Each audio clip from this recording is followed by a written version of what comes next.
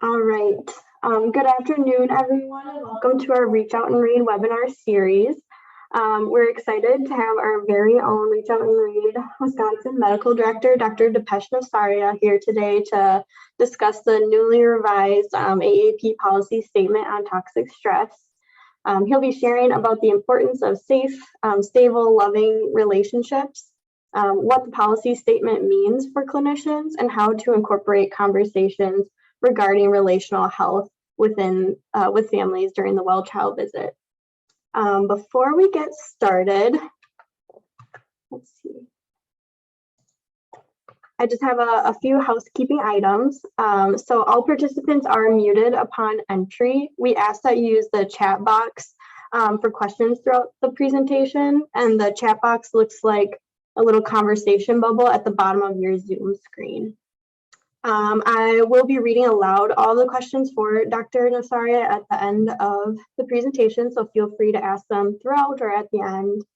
The webinar is being recorded and will be posted to our Reach Out and Read Wisconsin YouTube page for you to view later or share with others. And lastly, you'll receive a survey following the webinar. And with that, I will turn things over to Dr. Navsaria. Thank you for being here today. Thank you, Amber. Really appreciate it. Let me go ahead and share my slides here and do this thing here. Okay. And one of the great things about Zoom is that whenever you share your screen, it reorganizes everything on your own screen. So, okay, should be able to see my slides there.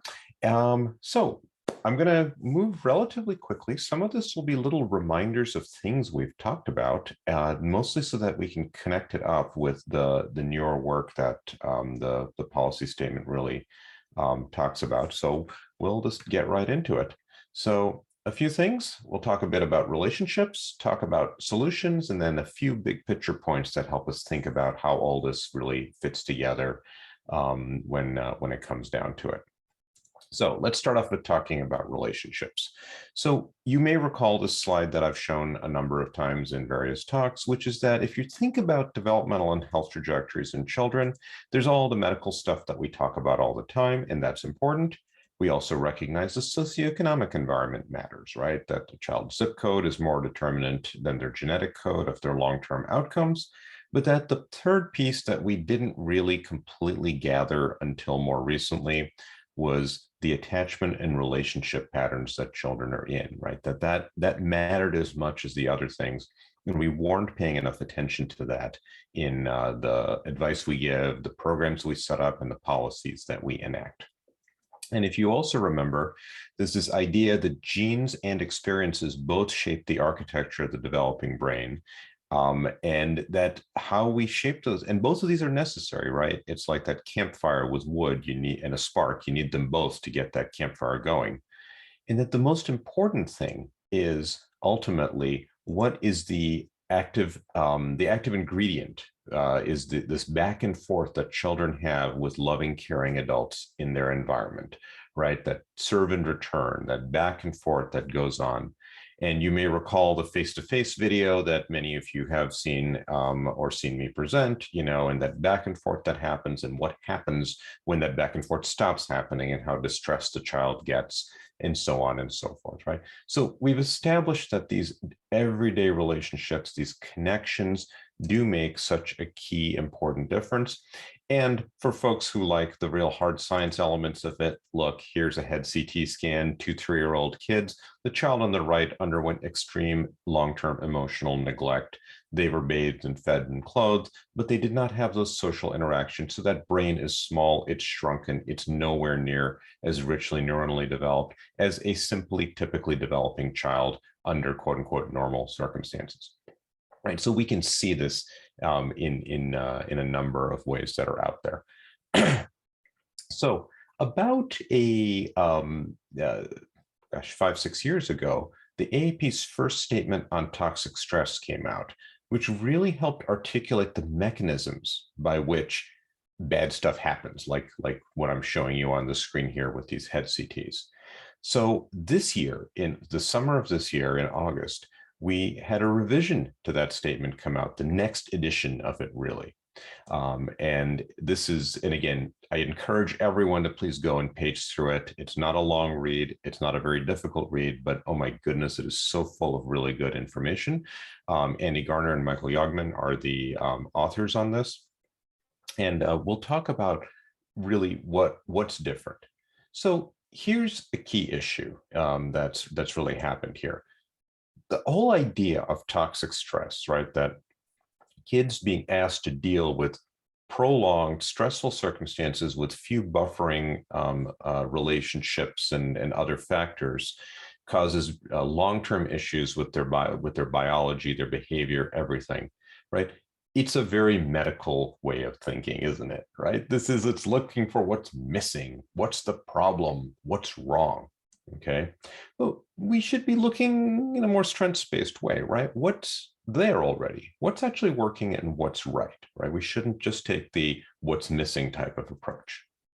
So in the statement, this is right from the statement, talks about toxic stress, right? It explains how many of our most intractable problems in our society are rooted in a shared biology, but divergent experiences and opportunities, right? Let's remember, talent is equally distributed throughout the population, but opportunity is not.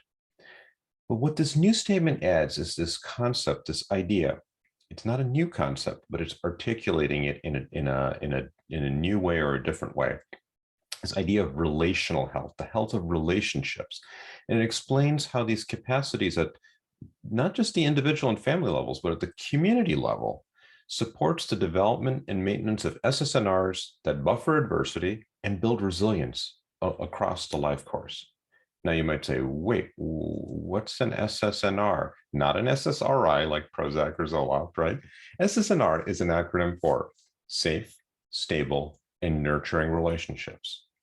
And what that does is it allows a child to feel protected, connected, and competent at what they do, right? And this is really important and starts right from the get-go and needs to be maintained all the way throughout, and arguably for adults as well. Again, this is not a new concept. Social psychologist Yuri Bronfenbrenner, when he was once asked, what is the most important thing above all that the research points to?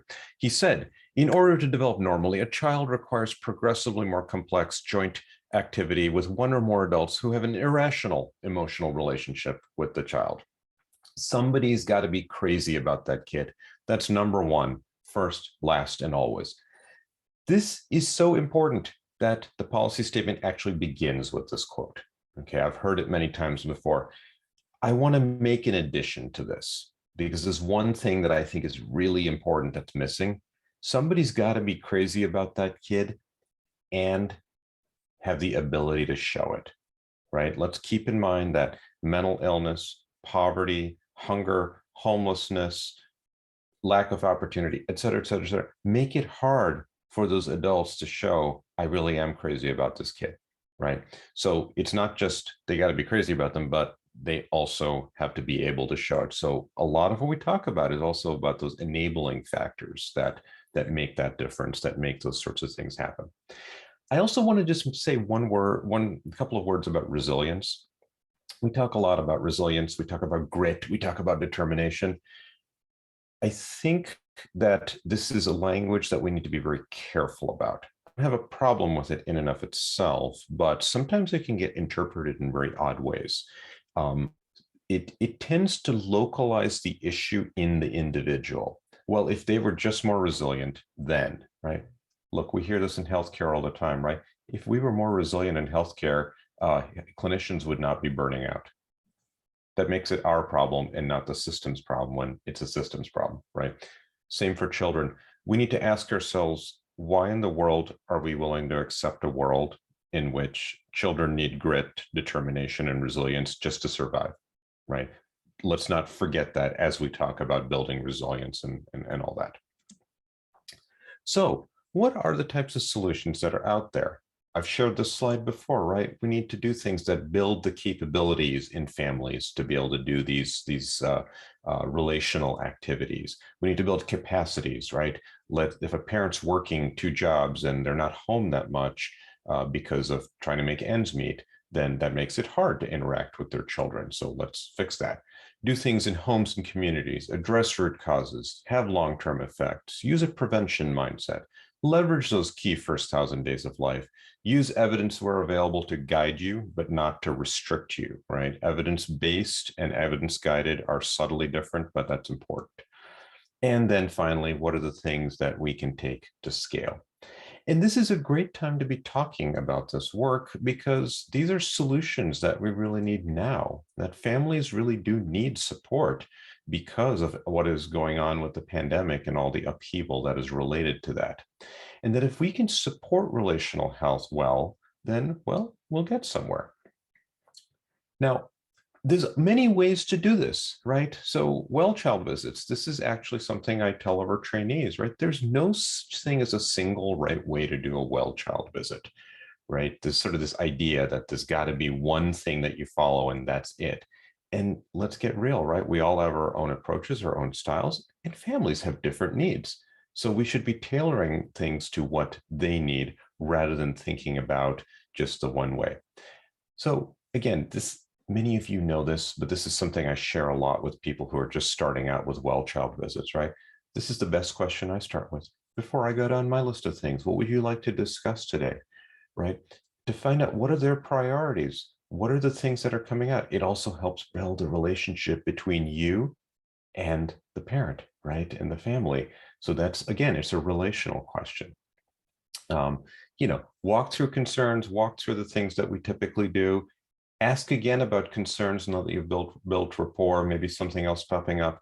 And then, of course, prioritize your anticipatory guidance. So again, concerns, but hit the concerns again, because this fundamentally helps us get to what we want to do. And I do want to remind you, this is actually supported in the Bright Futures guidelines, that Bright Futures actually espouses this. And I was on the very large expert panel that helped develop the latest edition of Bright Futures. Look here, for example, at the summary guide, right? That if you look at how much there is about observation, surveillance of development, notice the words there about parent-child interaction. There's quite a few lines devoted to this. What is the emotional tone between parent and child? This is in a 15-month-old.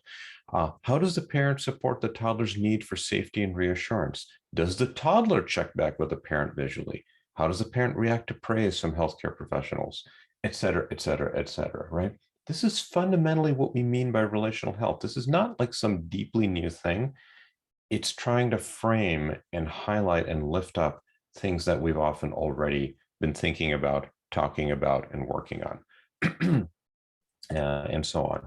And you notice, right, in our anticipatory guidance, right, what are things we can do that help support those strong relationships? Hey, parents, use simple, clear words and phrases to promote language development and improve communication. How does your child communicate what they want? Do they point to something, et cetera, right? So these resources are there. Just think about them in this sort of frame. And of course, this is a Reach Out and Read webinar. Of course, we're going to tell you that shared reading is a great scaffold for helping those relationships grow, that back and forth that needs to happen. Because again, if you want successful, fluent readers, there needs to be good reading support in schools and so on. We need to address learning disabilities. We need to address physical impediments. We need to make sure kids have access to books, but we also need adults who are comfortable, confident, and capable of sharing books well with young children. And of course, as we talked about earlier, families need to have their basic needs well met. And all this is affected by programs, policies, and advice. So if we can do this support of parents, right, to make sure that they are comfortable with book sharing, they're confident in how they're doing it, and they're capable of doing it, great, right? That's so much of the heart of what we do in Reach Out and Read.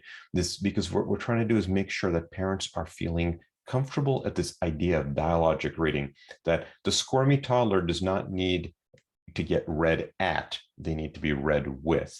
And this back and forth, talk about the pictures, go through random pages, whatever. You don't need to read the book from beginning to middle to end in a linear fashion, because squirmy toddlers have an attention span of half a second, and that is normal, right? But that squirminess can be read as, oh, my kid doesn't like reading, right? So we need to try to help make shared reading successful and build that adult skills at reading to a squirmy toddler. And that'll build later reading success as we move forward. Because as Perry Class tells us, reading is a triumph of the early brain, right? It's so much that goes well. And we want kids to be thinking about reading as a fun activity. And again, this is highlighted in Bright Futures. This is a box on one of the pages in the Bright Future manual about promoting literacy and how important it is. I know because I wrote it. Okay. So it's all in there. It's, this is not something where we're going off and doing something completely different. It is supported. Also, the Nelson Textbook of Pediatrics in the latest edition, which is the 21st edition, right there, it talks about reading, hey, answering questions, family-centered care and partnership, and evidence-based approaches such as reach out and read provide a structure for inquiry, surveillance, and parent coaching efficiently within the visit.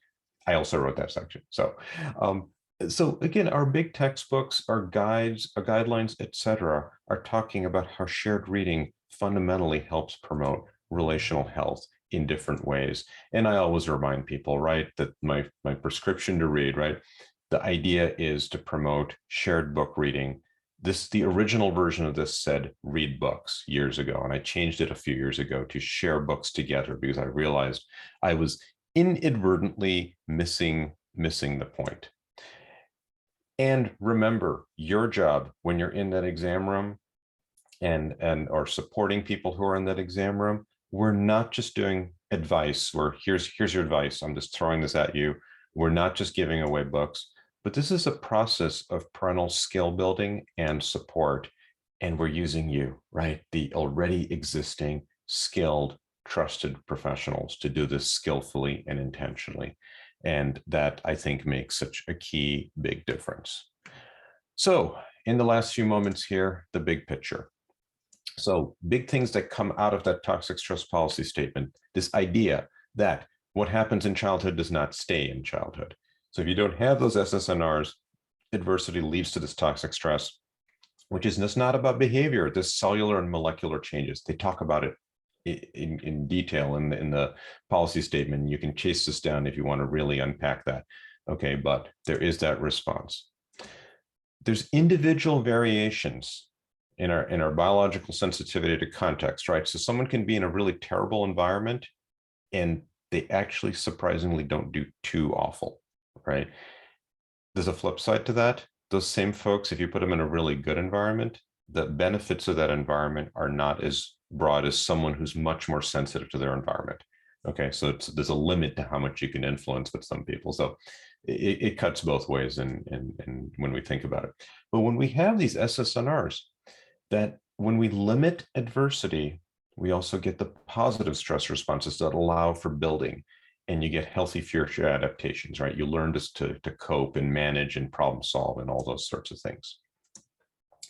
Relational health, where there's at least one, hopefully more, but at least one SSNR, is a universal biological imperative for children because it lets them fulfill their potential to be healthy and resilient and to be successful academically, economically, and socially, and to pay it forward, right? To become the caregivers that value and build these SNRs with the next generations.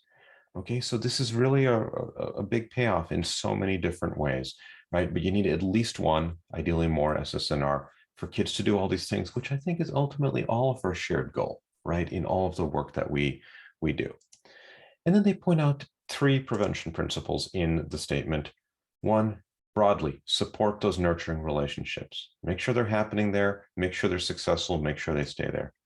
Reduce the external sources of stress on families, right? Whether it's the support we give directly, whether it's referrals or different types of services or help with housing or food or whatever it may be, or policy change and advocacy. All of these do that. And then finally, strengthening those core life skills to help people deal with a sometimes challenging world. Because the thing is, this is what we do in healthcare, but there's early childhood education, there's home visiting, there's social work, et cetera, et cetera, et cetera. And we sometimes do far too good a job of sitting in our individual silos. And the reality is that if you take all these circles, right, and look to see where's the spot that all these silos, all these fields overlap, that's fundamentally what this relational health work is about, that there's that spot in which all these things overlap. And all of these fields have come to these same conclusions using different evidence, different strategies, different ways of thinking about it. And this is what the biologist E.O. Wilson called consilience, right? As a jumping together of evidence, thought, and direction. And when that happens, frankly, it's really powerful. It's almost like a meta-analysis, right? It's saying, okay, everyone's coming to the same basic set of conclusions. Great, wonderful. Let's go in that direction. And finally, thinking about the ecologies that children live in. What are their environments like, right? So you got the child. The most immediate environment around them is the family. But there's a broader environment of the community around them. And there's a broader environment of society around them. And there's different ways we can affect things. The parent-child relationship, right? We give advice. At the community level, we might have programs. At the societal level, we might have policies. Ultimately, these are all ways that we can affect things, right? We do it through coaching and modeling, through parenting support programs, through advocacy. These are all ways in which we affect this thing that we're calling early relational health. And, we can do broad approaches that hit all levels of this in a very narrow, focused way, like on one topic, or you can do more robust things that only hit one layer here and there. Of course, the ideal is to not do these, but to have really powerful things that cross all layers. Takes time, takes resources, et cetera, et cetera. And finally, I'll remind you, I've shown this slide before, but as a reminder, right, this public health approach to developing healthy brains, that when kids fall, we need nets to catch them. Your big net, your prevention net, catches a lot of those kids, but it's got some big holes. But hey, you'll catch a lot of them. So for those who fall through, you bring out a second net, smaller holes, but a smaller net. This is your screening and your targeted interventions. And for the ones that still fall through the holes there, you have your smallest net. This is your treatment net.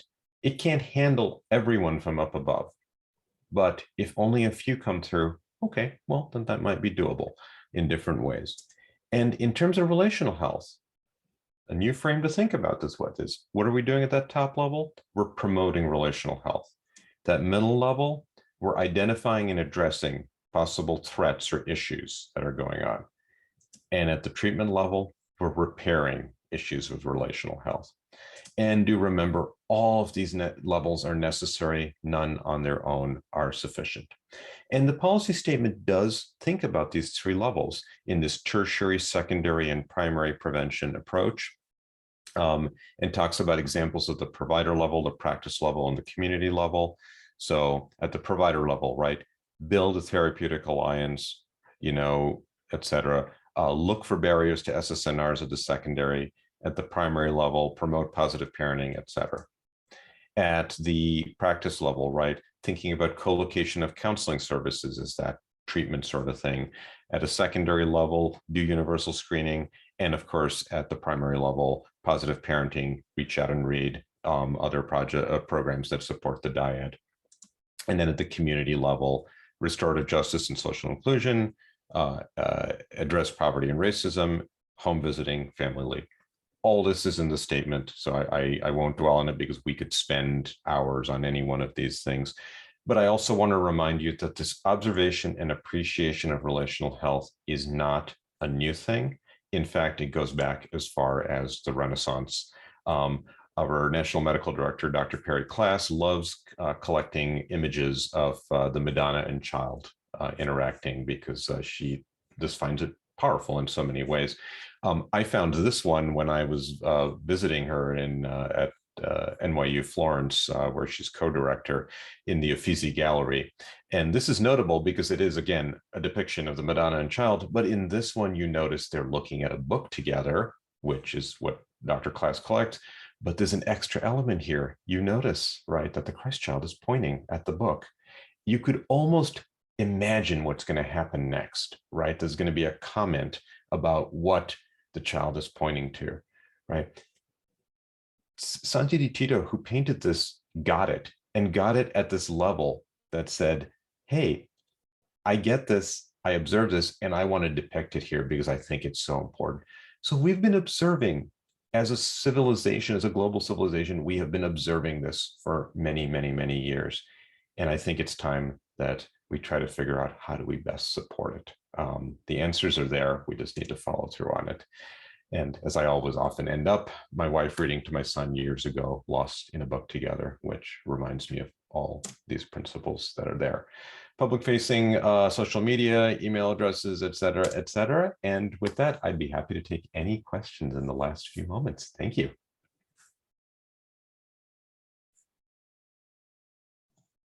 Thank you so much, Dr. Navsaria. We have about 5 minutes for questions. So again, feel free to put your questions in the chat.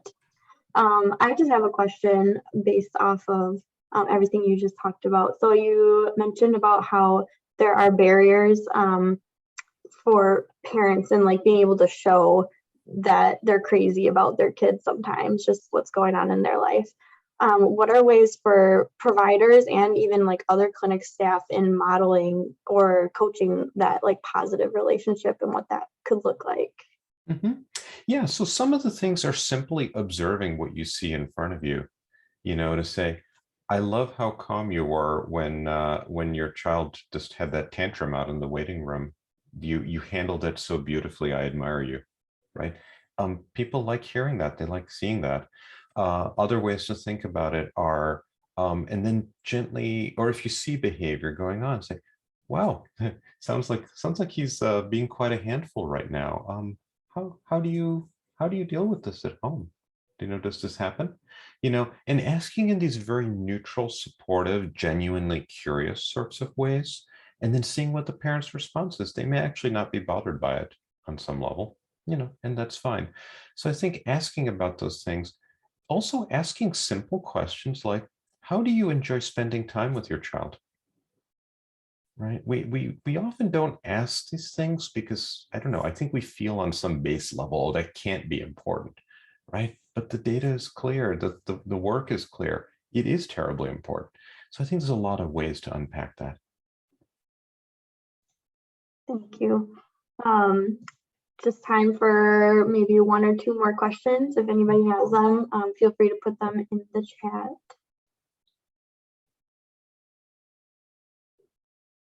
I'll also say that families universally seem to tell us when there's focus groups and surveys and whatnot done, they actually would like these things discussed.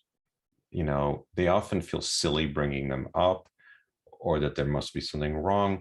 But if we don't ask them, they're not going to pro-offer it as well. So we need to be prepared for these sorts of things. Again, the well child visits, it's abundantly clear that there's no magic set of questions that you must ask these or else you are a bad clinician. So you need to be thinking about, again, what are the concerns that families have and how do we address that? Look, I mean, clearly I think Reach Out and Read is fantastic, but if I walk into a room and I see and sense that something's going on, and I ask, and it turns out there's some major crisis happening in this family's life, and I never, ever, ever get a chance to talk about shared reading because we were dealing with the big thing that's important, so be it.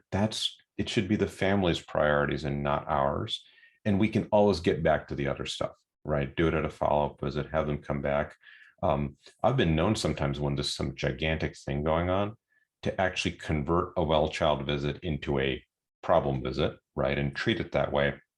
And then have them come back in a week or 2 for the real well child visit and come back to that. And then we can also follow up on the things, right? So I sometimes have to give trainees permission to do that and say, just because we said it was a well child visit does not mean that you sit there and say, oh, I'm so sorry. Many of your family members died in a horrible car accident. I'm sorry to hear that. So now, can you tell me how he's eating at home today? It's like, deal with the issue that's in front of you. Yeah. I just want to thank you so much for breaking down the revisions to the policy statement and helping us to understand how it impacts our families and like the work we do with them. And if anyone has additional questions for Dr. Navsaria, feel free to pass them along or email him directly with the email he provided. And with that, I want to thank you all for being here today as well. And that's it. Thank you very much. I appreciate being here.